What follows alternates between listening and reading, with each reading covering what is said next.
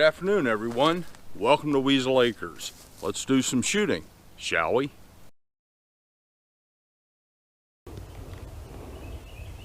Hello again. Today we're going to be talking about one of my favorite rifles to shoot, the M1A.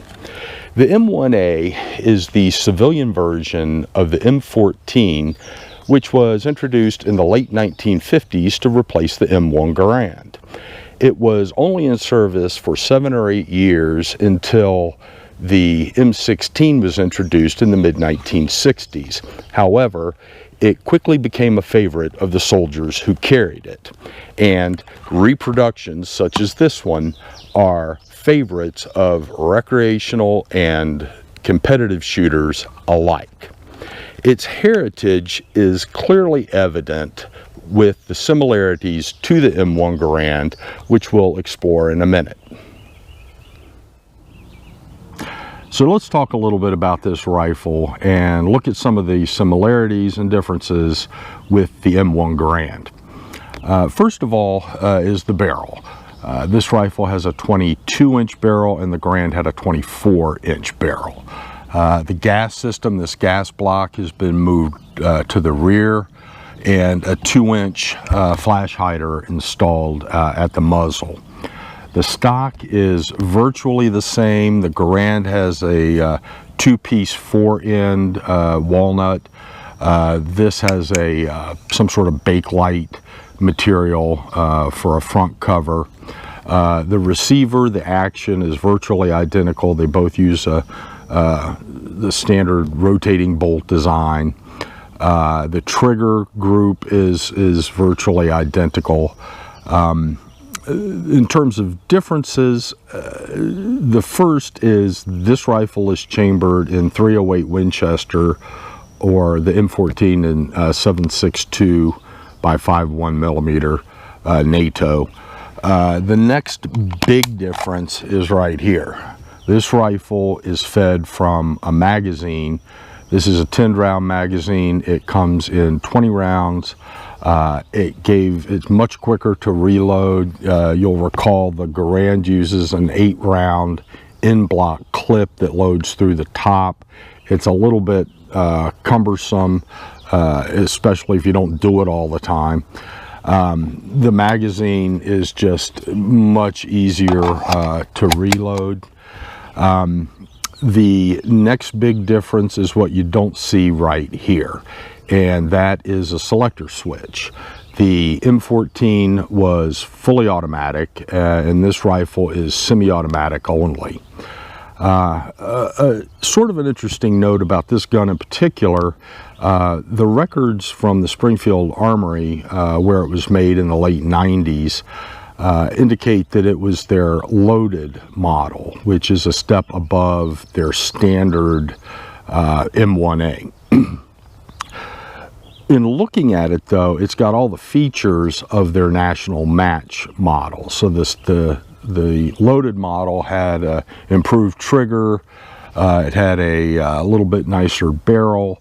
The national match models also incorporate a glass bedded, the stock is bedded to the receiver.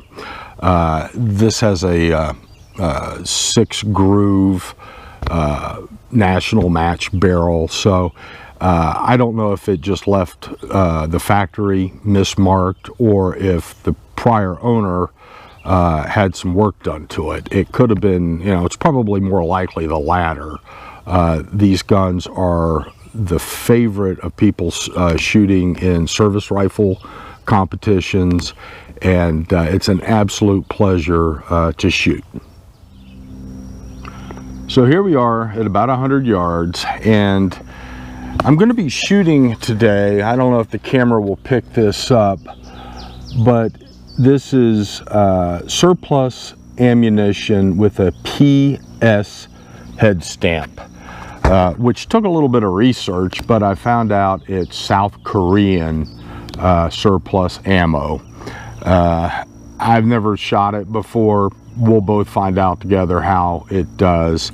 So I've got 5 rounds loaded in the magazine, and we'll take a few shots and see how I do.